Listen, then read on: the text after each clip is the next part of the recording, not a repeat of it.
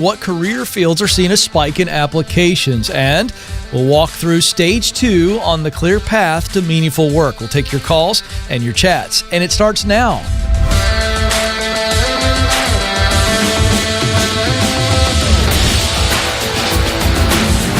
I'm coming to you live from Ramsey Studios in Nashville, and you're joining a conversation about who you are, what you were created to do, where you want to do it, and how you can get there. It is about your purpose. And here's the fun irony. Your purpose has nothing to do with you. It's actually about others. We believe here in the Ken Coleman Show that you were created to work, created to contribute. And so that a big portion of your life, as it is spent in work, it is not spent just to make enough money to live. It is actually spent doing what you were created to do, making a positive contribution to this world, and achieving not just satisfaction, but significance. Realizing that you made a significant difference and all work is honorable. So that's our view. And we just feel like life is too short to live for the weekend with the truth we just shared. Monday mornings should have some juice to them because you're excited about the work, because you know you're good at it, and you know you love to do it, and you know it creates a result that makes your heart sing. So let's help you figure out what stage you're in. Are you in stage 1? Get clear. Are you in stage 2? Get qualified. We're going to unpack that a little bit later in the program, and we're doing this all this week, and then we got 7 stages, so we'll go into next week. And I want you to understand each stage clearly and what you need to do with them to be able to move to the next stage, ultimately to work like no one else, work with true meaning. So, thrilled to have you. 844-747-2577. 844-747-2577. Toll-free number you can call right now. Phone lines are open. Madison is standing by. Also, you can submit your questions via chat. That's right there next to the video window. You can submit those, and our team is monitoring those. And so they'll send them here to my laptop, and we'll get to a few today. Also know that you can email the show, ask@kencoleman.com. If you'd like to call in and maybe schedule that, or just know, hey, we're live, right? So you just call in. Call right now. We've had people come out of the chat room, call Madison, and on the show just like that, all right? So one other thing. I don't ask you to do this every day, but we had our best YouTube month ever, so I want to say big thanks to all of you for watching, whether you watch live at 12 Eastern, 11 Central, every Monday through Friday, or you're watching later. If you are watching, whether live or now, give us a thumbs up. It's right below me there.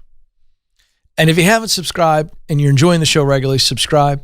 It's not going to clutter up your inbox. It's going to remind you, and it's going to go live and let you know with a notification. That's all.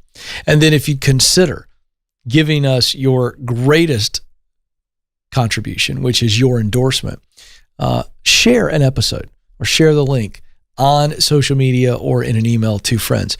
We're really excited about the growth, because what that means is this message of positivity, which is all around purpose, is needed more than ever, and you are digesting it. So thank you, thank you, thank you. So I saw an article that I want to share with you. Saw an article. I think I said saw an article. Sounded like all one word, like with 3 syllables, Joe. I saw an article. There we go. You know, people want to know, do you like being live? I love being live. But part of being live, Joe, we did a radio interview this morning in Tampa, and the guy said, do you prefer tape things or do you prefer live things? And I said, I love live. But part of the deal with live is, you know, and I've been doing this a long time, you're going to jarble some words. And I just did there. I just took 3 words, smashed them together. So here we go. Saw a fun article here that I think is very relevant, and you need to hear this. Staffing industry analysts put out an article, and basically they analyzed the job boards for applications in Q2. Couple things to take away.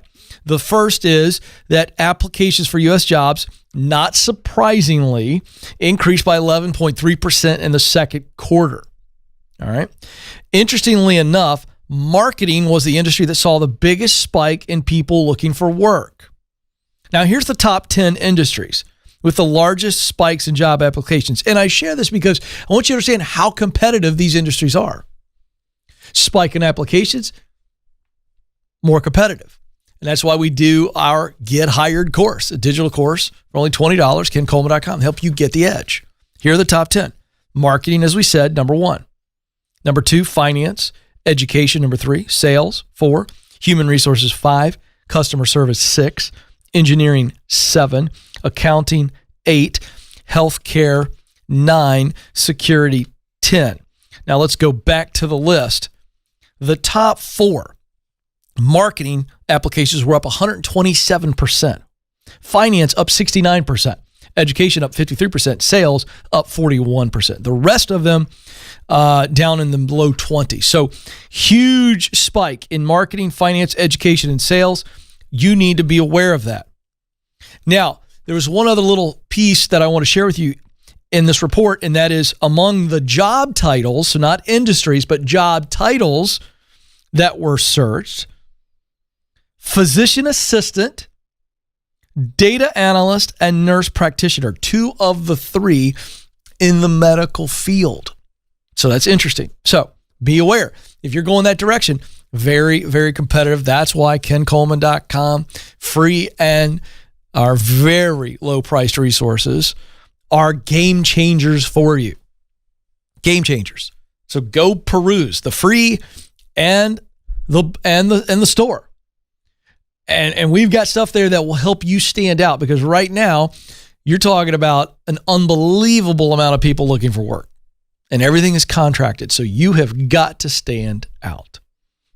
844-747-2577 is the number. 844-747-2577. Reminder, fire those chat questions away, and we'll get to a few of those momentarily. All right, here we go. We're going to go to the phones. Dan starts us off in Wheaton, Illinois. Dan, you're on the Ken Coleman Show. Hey, Ken. Thanks so much for taking my call.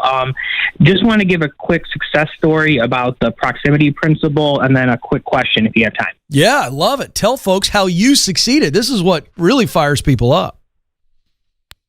Right. So after working in banking and doing home equity loans for a long time, about 6 years, I really identified a job I wanted as a mortgage officer, helping people, buy homes and refinance is what I really wanted to get into.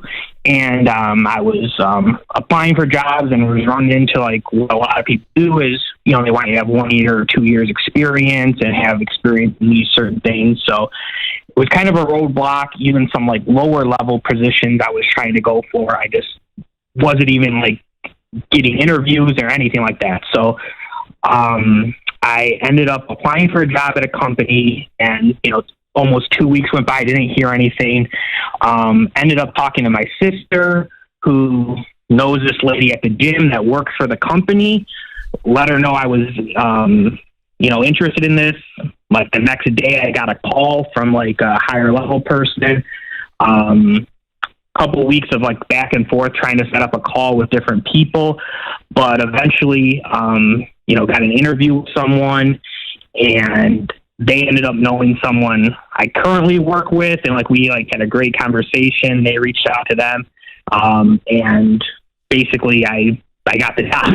There you go. So it was kind of just the experience was going to be a hurdle, but then just with these people's recommendation, the experience didn't even come up. So it's just it's just awesome. Good for you, dude. You know what you did? You just started looking for your connections, and you started connecting the dots.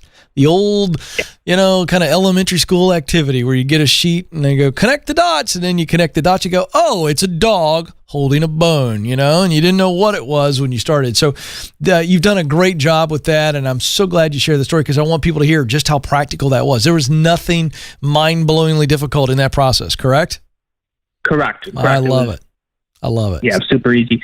And then just a quick question is, so the loan officer was the job I was going for. This is going to be a loan officer assistant. I'm going to be working under a really experienced, high-producing guy.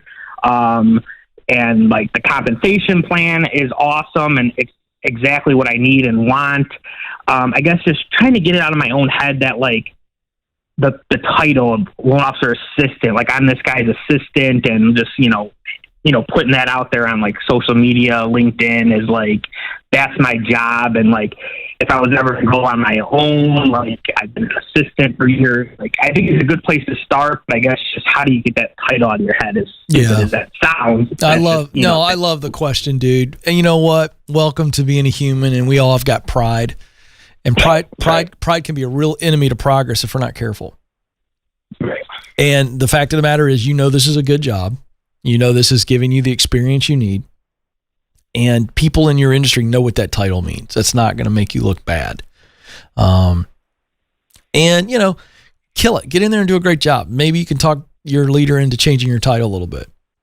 But if you're focused on title, and by the way, I understand why you are, but you're going to have to get over that, because this isn't your dream job anyway.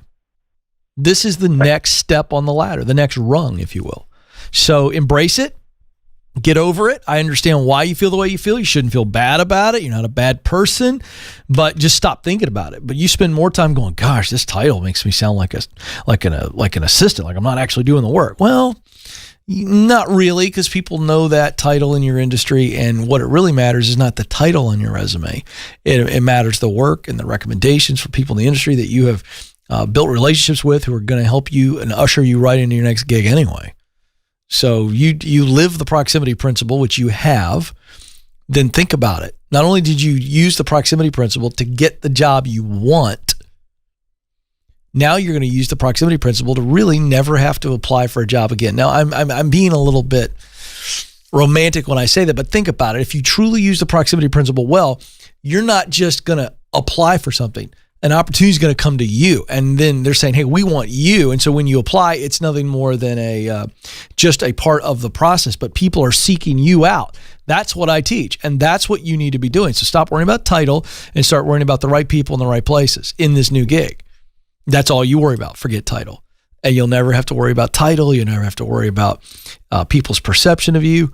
Keep using the proximity principle. Now, new people coming in all the time. Biggest month ever on YouTube last month. The proximity principle says this: in order to do what you want to do, plug in the dream job.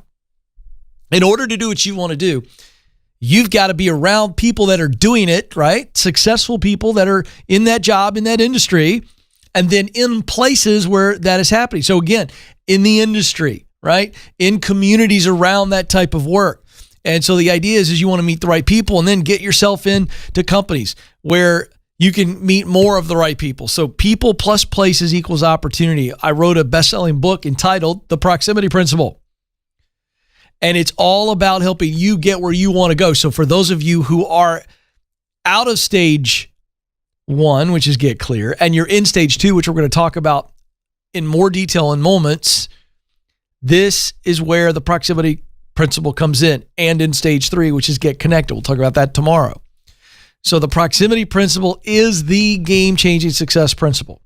And if you want to get the book, we got a great deal on it right now. All 3 formats, only $25 at kencoleman.com. So that's an unbelievable price for all 3 formats: ebook, hard copy, and the audiobook read to you by me. 844-747-2577 is the number. Kayla's up next in Sacramento, California. Kayla, you're on the Ken Coleman Show. Hi, Ken. Pleasure to talk to you today. Well, the pleasure's all mine. What's up? Thank you. So my husband works in the prison system and was going to be transferring prisons back in April so that we could move closer to my family. And because of that, I quit my job in police evidence to prepare for that. That was obviously all put on hold because of the COVID outbreak. And now I've been without a job for about 5 months, and we've been so blessed to be able to afford that financially. But I'm wondering if I should be doing something like volunteer work, or just finding some sort of a placeholder job to fill that employment gap that's going to be in my resume, or if I should just be kind of telling myself to calm down and enjoy this season of life at home. Based on what I just heard, I like calm down and enjoy this season of life. Okay, that's what I was leaning towards, but I just needed a little bit of reassurance. Yeah, because you're in a financial situation where you don't have to have the money, and I am not worried about the employment gap, because I think when you get back in the game, your employment gap is very easily explained. Husband just was by COVID itself. Yeah, I had to resign because we were moving for my husband's career. Then COVID came in, paused Hub's transfer, and we felt it was best for me to stay at home during the pandemic for all the reasons that people will understand.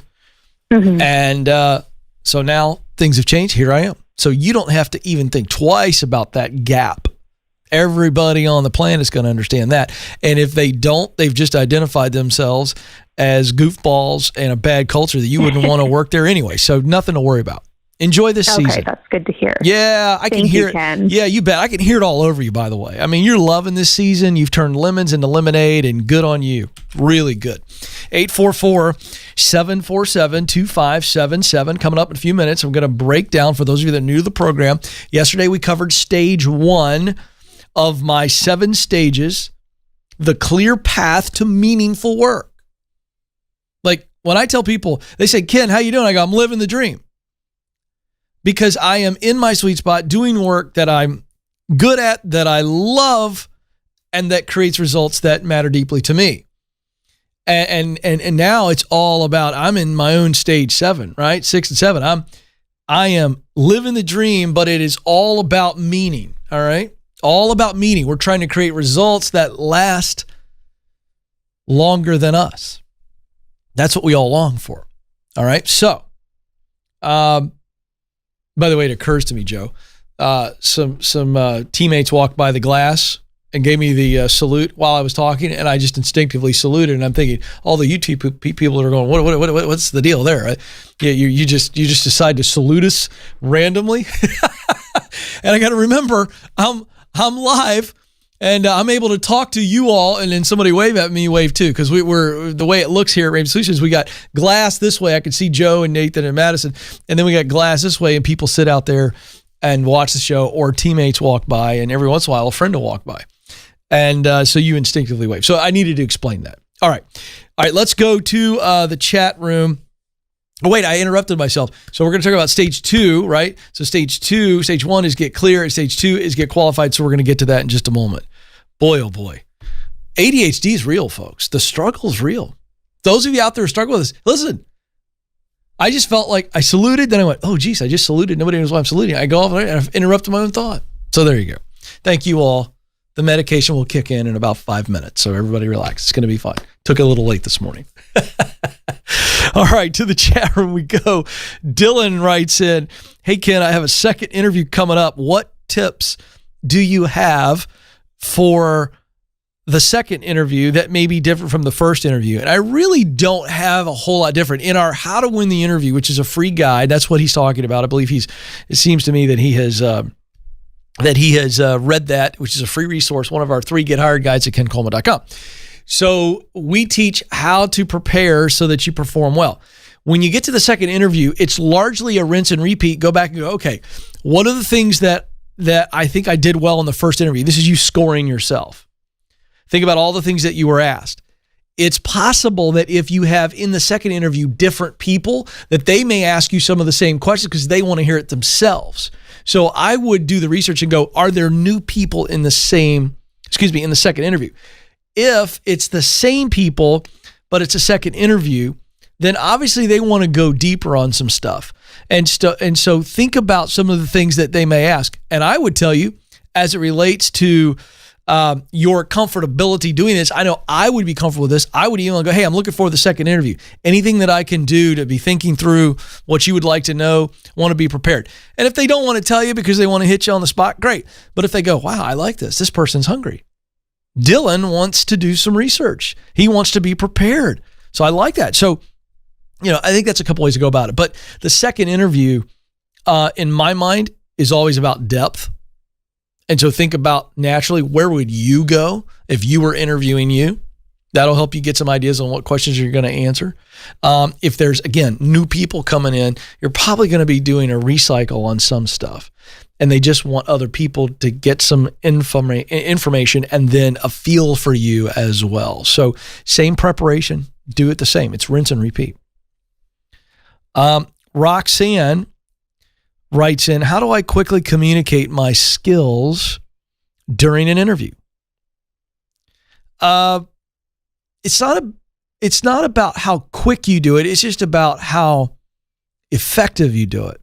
So you don't need to be like, get it out real quick. Just be succinct. And so again, what I would do and we give you our career clarity guide. You hear me talk about this all the time. What do you do best? You need to be really clear on that list. And so part of your preparation is you got your top 5. It could be top 3. I think any more than 5, it's unnecessary. But be ready when they say, hey, what are your top skills? You got that on your resume as well, what I do best. But I think that for me, it's not about how quick you do it. It's just very effective. And tie them all together, meaning that this works like this together, this works like this works like this, and this is why I'm applying for this job, because I think it's a really good fit for me. That's going to be the impressive way to do it. That's what I mean by efficient. So don't try to blast through them quickly. Do it really effectively, how you tie them together, almost like a string between all of your top 5, if you're going to go 5 or 3 skills. Show how they work together, how they feed off of each other or build on each other, if you will, and then how they're relevant to the gig. That's the way to do it. I think that's very impressive. Let's do one more here. Kimberly writes in, how can I help someone find their sweet spot when they're looking for a career path? Well, first thing I would do is download the Career Clarity Guide at kencoleman.com. It's a free resource. Mail it to them. Email it to them. Say, hey, I listen to this guy, I listen to this show. This is a simple exercise. He does it on the program a lot. Fill this out and maybe listen to the podcast. Send them a link to the podcast. Get them to start listening to the show. Because then they can... What's great about a program like this, if you are a friend or family member that's trying to help somebody like I'm trying to help the audience, is it's a non-intimidating way for you to get them engaged in this conversation. You're not sitting with them and telling them all the things they need to do, and whether you got a great heart or not, that can sometimes put pressure on people. But if you just go, hey, listen to this. Listen to this guy talk to people. There are a lot of people that are in your boat, and they call in every day. It's free. Listen to the podcast or watch it on YouTube. Listen to it on your radio station, Sirius XM, whatever. Let's start with those 2 things. And there's one other free resource that I think would be fun for them that takes about 3 minutes. It's 20 questions. It's called Should I Quit My Job Quiz. And actually, I'd have them take the Should I Quit My Job Quiz first, because inevitably the answer is they should, right? That's why you're talking about it. But there's some questions and things that lead them to one of 4 results. So it's almost like a really minor, small assessment. And it's going to spit out the report. When they get it, it's going to really get them in a place where they go, gosh, it's time. I need to do this. Because I think as a friend or family member, that's where you got to start. It's like you got to help somebody realize they are stuck and it ain't good. Pardon my grammar. But that's what you got to get them to first. Their own realization that they're stuck and they need to move. Not just you saying that you see it. It's got to get personal to them. So the Should I Quit My Job Quiz is probably what I'd have them start with. And then say, do the Career Clarity Guide after that. Now that you know, and probably the report's going to be the one we see the most is I'm in the wrong place. I'm in the wrong role in the wrong place. Okay. So I'd start there with those 2 resources. And hopefully they'll call the show. 844-747-2577 is the number. 844-747-2577. Okay. Hopefully I can stay focused for you folks. All right. Stage 1 of the 7 stages to meaningful work, to work like no one else, is get clear. And we talked about that yesterday. So you can go see yesterday's show as I break down the 3 indicators, the gauges of self. So it's self-awareness is what we're doing in stage 1. Now, once we're clear on what we do best, talent, what work we love to do most, passion, what results of our work matter deeply to us, mission, and we see how they intersect for that sweet spot, and we say, oh, this is the role in my sweet spot. I can get this idea of this role that I'm supposed to fill. So it's not even a job. It's just like an actor, like an actress playing a role. This is the part I'm supposed to play in work. If I do that, I'm in my sweet spot. And there's so many jobs and career paths that will allow you to play that role. All right. Once you're clear, now we've got to step into stage 2, and that's what am I going to have to do to get qualified? Now, some of you will move through this stage really quickly because it's minor. Maybe you've got the degree. Maybe you've got some decent experience and you just need some small qualification. It won't take very long or whatever. So some of you blast through stage 2 right into stage 3, which is getting connected. And by the way, as we'll teach again tomorrow on Get Connected, stage 3, many times you are walking through stage 2 and 3 at the same time because you can be getting connected with people while you're getting qualified. Okay? In fact, I recommend you should be walking through stage 2 and 3 at the same time. Now, for those of you who won't move quickly through the get qualified stage, because there's a lot you've got to do to get qualified. It's almost like you're starting from scratch. This is a tough stage. Maybe the toughest stage. It was for me. Having no broadcast degree, no real experience outside of emceeing live events. Okay, so it was tough for me. And I don't ever want to be the guy that spews motivational gibberish just to kind of get your emotions and feelings jacked up. I'm the guy that wants to help you change the way you think, your mindset. Then you'll be able to change the way you act. If I try to drive you on feeling, I'll get you all pumped up, and the minute the show's over and life hits you, you just go, oh boy, and you wither away. So understand, this is a tough stage, and I want you to understand how tough it is. It's tough because there's a lot to do here, and it's intimidating. So there's 4 questions. I call them the qualifying questions that you've got to ask and answer in stage 2, which is get qualified. Here they are. I've talked about it on the show last week. Going to always talk about it. We got to hit this stuff all the time. Here we go. First question is the education question. In other words, what do I need to learn to be qualified? Doesn't necessarily have to be a degree or a master's or anything else. But what is it that to succeed in the industry I want to be in the position I want to be in, what to get in, not even the dream job, just to get in and then start working my way up to the dream job.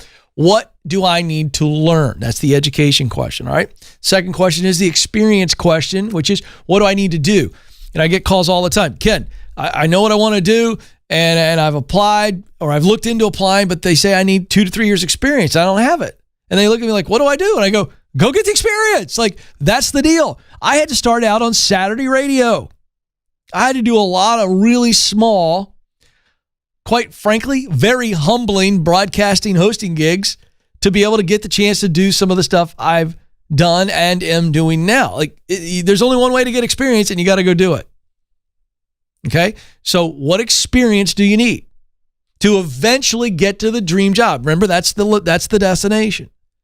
All right. So that's the education question. Third question is the economic question. How much is the actual act of getting qualified going to cost me financially? Meaning, am I going to have to save up a lot of money to be able to do this? Am I going to have to sacrifice money? So how much is it going to cost? Where am I going to have to cut? See, all these are financial costs to be able to get qualified. And that leads to the fourth question, which is the expectation question. The fourth question is the expectation question because once we get the answers to the first 3 questions, we look back and we go, so this is what I got to learn. This is what I got to do. This is how much it's going to cost me. How long is that going to take? Now we get ourselves mentally prepared for the timeline. Now, the timeline does 2 things, and that's why I call it the expectation question. It allows us to have a realistic expectation of how long this is going to take, and we steel ourselves. Okay, that's a 2-year play. Gosh, I wish it could happen in 2 months, but it's 2 years. I know it's 2 years, so I'm prepared for that. Okay, that's the first thing it does. And the second thing it does is it helps us get really, really focused. See, once we accept the fact that it's going to take longer than we want, or maybe than we thought, we go, okay, that's real. I get it. Now I get super focused because in order to make it that long, you've got to be hyper focused. And it really helps create the intensity that you will need along the journey. That's why the expectation question is really important. So those are the 4 questions. And as you begin to answer those, essentially what's happening is the details come to you almost as if you were answering them on paper and you begin to put a plan together. And then when you have this, you go, okay, what are the multiple pathways to get there? All right. So let me explain that a little bit further because this is where the fear begins to dissipate once we go, oh, all right, I can get there this way. I can get there this way. So let's go back and review the question. So the education question, what do I need to learn? Okay, I know I need to get this. All right, so then we go, oh, well, where are all the places I can learn that? Okay, all right, see multiple places I can learn. Okay, what experience do I need? Okay, where are all the ways, how are all the ways that I can get the experience? How much is going to cost? Well, because we've already looked at multiple places where we could get the education, we go, well, this place costs this much. This place costs this way. Oh, this one down here, this is great. And we go, oh, it doesn't matter the name brand of where we get the education, just that we get it. I've said this 100 times. When we go to the doctor, you don't make the doctor pull out their diploma and show you where they went to med school. You just don't do that. So understand that it's not just that you get the answers and go, oh, okay, it's going to cost this much. It's going to require that I get this amount of experience, and that's going to take me roughly this long. It's that we take that initial information, that first detailed plan we look at, and we go, wait a second, let me do more research and see if I can shave some money off. Can I shave some time off of this? And so it allows us to truly pick the best path. See, it's good to put a plan together by initially answering those 4 questions, but then you want to dive into them, do more research, come up with, well, can I make a connection here that may speed up this process or cut some cost here? That's what's so fun about those 4 questions.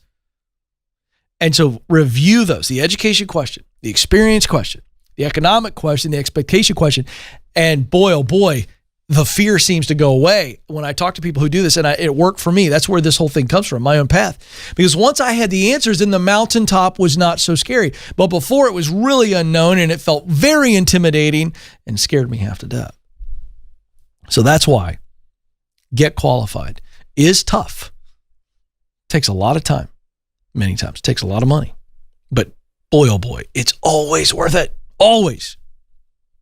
And most people get stuck here. They just look at it and they go, oh, I'm not willing to sign up for that. That is going to be too hard and take too long. So I just want to be real with you. This is where a lot of people disqualify themselves. They just go, oh, not worth getting qualified. I'm out. And the sad part is that is where they are choosing. Think about this.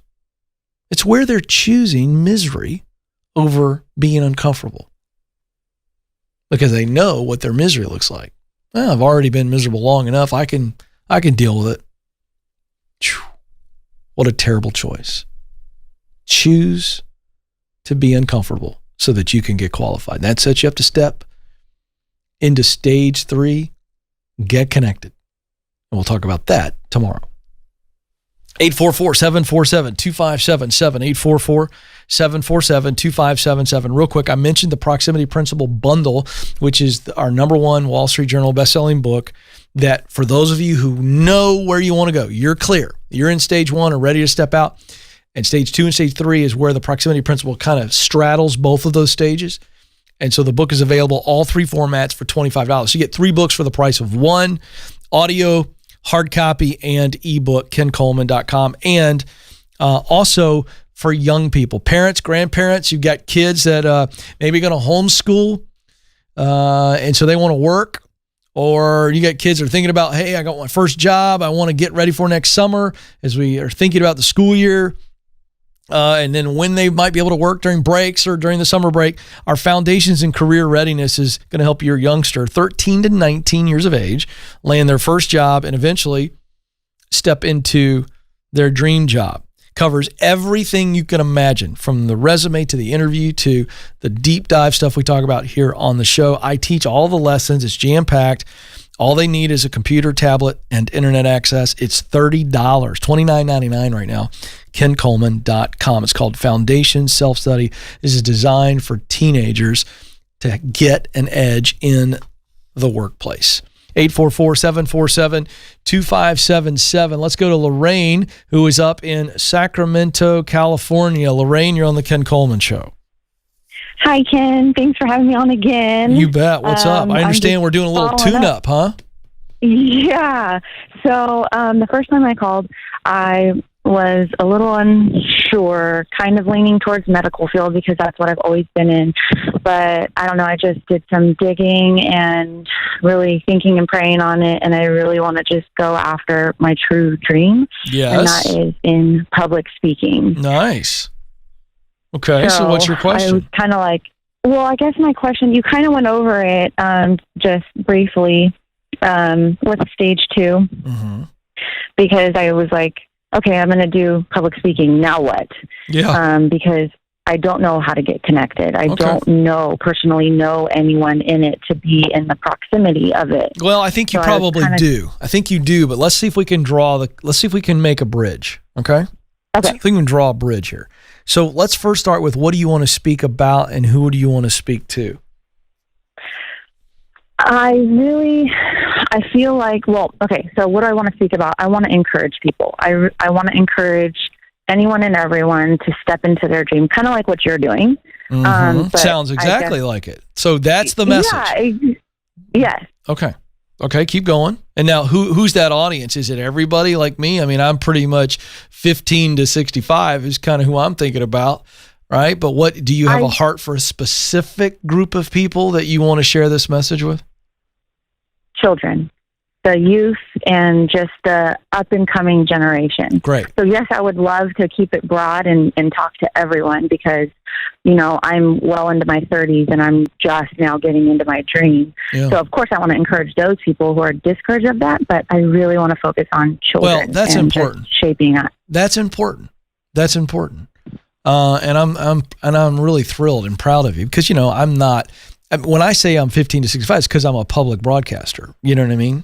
Mm-hmm. Meaning I'm out there. And so it's like, whoever wants to consume this, let's go. I've had 13-year-olds call the show. But with you having a specific focus, I think that's huge. So therein lies how you start to make the connections. So if you want to speak to middle schoolers, high schoolers, college kids, I'm just saying this generally right now because I think that's your audience. Mm-hmm. Okay? Mm-hmm. So where are those kids gathering? And we're going to think outside of COVID, right? We got to get outside of this. Where are those kids gathering that you would potentially have the opportunity to share your message? So you start with that. So where are those kids gathering? Let's give me 3 places where those kids are sitting gathered and they have speakers speaking to them. Schools, churches. I don't know any events. Yes, you do. Yeah, you do. Come on, give it to me. So let's call it youth events or camps. How about that? Okay. Because you understand what those happen eventually. Eventually, the live event world's coming back. All right? Right. So for just example purposes, we got 3 areas. They're in schools, they're in churches, and I'm calling them youth events or camps. You understand what I mean when I say that? Yes. Youth events and camps. Okay. So if that's where the kids are, then you've got to start figuring out that's it. So how do I get an opportunity to get asked to come in and share my message with those kids in those places? And so the answer to that question is, well, I got to figure out who the gatekeeper is. See, in every one of those places, schools, churches, youth events, or camps, there is a decision maker or a small group of decision makers. Yes or no? Mm-hmm. Yes, correct. They're the gatekeepers. That's what I mean. They're the ones who decide who gets to speak to those kids. So you need to start making relationships with those people in Sacramento, California. Don't think national right now. Think local. Okay. So is there a 4-H club, Future Farmers of America? I'm making all this stuff. I mean, I'm not making it up. Those are the places. But you understand what I'm saying? Yes. YMCA doing a lock-in with middle schoolers. I mean, everything you can do, because in the early days, you want to do everything you can. Now, so you got to identify the places and then the people who are the gatekeepers to those places where you could eventually speak. Then once you identify that, you got to start connecting with them. And I think the best way for you to connect with them is to pick a couple places where you volunteer your time. And they go, Lorraine is a great person. She loves these kids. She loves the cause. She's a bright light. And they get to know you. And then you go, hey, I'm working my way. My eventual goal is to speak to young people about purpose in their career. And I'd be happy to do a workshop for free or whatever. That's how you get started. And so then you find ways to connect with those people beyond just volunteering. Who do you know that knows those gatekeepers? Or who do you know that knows somebody that knows those gatekeepers? Then all of a sudden, the person who's in charge of the FFA, a big event where 5,000 kids come every year, they hear from a person who knows you really well and says, let me tell you about Lorraine. Lorraine's got a real heart for young people and helping them figure out how to work on purpose in their life. And I think she'd be great for a breakout. So I know it feels intimidating, but let's just pause for a moment. Now that I've explained how I would go about doing it, does that make sense to you? And do you feel a little bit more confident now that you do have the ability to make the connections and actually get going? Yes, but I do have a question. My question is, what do you think about investing in workshops such as with E.T., Eric the Preacher, or those speakers, or John Maxwell, going to workshops that are fine-tuning my personal speaking ability? And or what about starting a YouTube channel or a podcast to get content out there and to build the social media aspect of it? Yes, and yes. Okay. That's it, and that's brilliant. That's where I was going to go next, and I love that you asked it, because you want to go volunteer to do all that stuff, but you've also got to be on your own honing the message, right? And not just honing the message, but building an audience as well. And that's the beautiful thing about all the things you listed that you need to do: a YouTube channel, a podcast, Facebook Lives, whatever. You have got to start honing your content. And as you hone your content, the content gets better. The audience likes it more. They spread the word. It's just like starting a cookie place or a pizza place. We want to make really good cookies. So that people who buy the cookies go, oh my gosh, have you had the cookies over there? And that's the deal. And so with content, you've got to develop it. So you need to come up with your methodology. You need to come up, and the only way you come up with methodology is to understand your philosophy. So let me put you to the test real quick. How long have you been listening to my show? I would probably say about a year. Okay, great. What would you say my philosophy is? And by the way, I'm not trying to put you on the spot, so don't get all worried about this, because I'm going to give you the answer if you don't know it. But I think it's important for somebody who you want to basically share the message that I'm sharing, so I want to put you to the test. What is my philosophy? To step into your sweet spot, to figure out what you do best and what you love to do most, and that's where you belong. Okay, well, that's my methodology. Okay, so I'm okay that you got the answer wrong. My methodology, what I teach is you need to figure out what you do best, talent, what work you love to do, passion, and then the results of your work that fire your soul, that's mission. So when I teach the clear path of the 7 stages, that's my methodology. Do you understand that? Yes. See the difference? Now, I'm going to tell you what my philosophy is. And when I say it, you're going to go, oh, yeah. But my methodology is my methods by which I teach and guide people. Does that make sense? Yes. So everything I teach is in that clear path of the 7 stages. And the sweet spot is the tip of the methodology sphere, right? The tip of the spear. Now my philosophy is this. It's how I open the show every day, and you've heard me say it hundreds of times. I say, you were created to fill a unique role in your work. You are needed, you must do it. That's my philosophy. So I have a philosophy that says every man and woman was created on purpose. They've got a contribution that they can make and should make in the workplace, and I'm trying to get as many people as possible. All right, now that's my vision. To hear that message, believe the message, and do something about it. But my philosophy is that you are valuable, you're supposed to work on purpose, and a boring job is contrary to what you were created to do. Does that make sense to you now when I say what my philosophy is? So you need to come up with your own philosophy. Now, it could be the same as mine, but said differently. But that's what you've got to figure out, because it is your philosophy that fuels your methodology. Make sense? Yes. What I just did, by the way, was give you all a free workshop on how to develop content. Okay? And with the fire hose. You got it. No, I know. I gave it to you quick. But that's your homework assignment, because you must always retreat to philosophy in creating any new content or any product or anything like that, because people got to know what you believe. And that's what philosophy means. What's your philosophy? Yeah. This is what I believe. Absolutely. And then what's your methodology on how people actually arrive at that destination that you believe they should arrive at. And so that's all you got to come up with. Okay.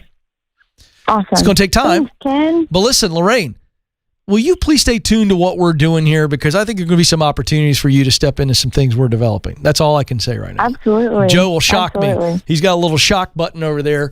If I start to get too close to talk about stuff we're working on, he hits it. And so if you've ever been watching the show and I do one of those numbers, it's because Joe said I'm saying too much. Oh, now he's got sound effects. I like that, Joe. That's good. I prefer the sound effect, not the shock. And it occurs to me that sometimes we say things on the air that people believe. Yeah, Madison said, people will go, is Ken really shocked? No, folks, it's sarcasm. Joe does not have a shock device on me, although I think he would love to at times. But that's a whole nother issue. Hey, it's been fun today, but I got to go. It's my least favorite part of the show. But I want you to know that you matter and that you do have what it takes. Thank you so much for joining us. Until next time, this is the Ken Coleman Show. Press on.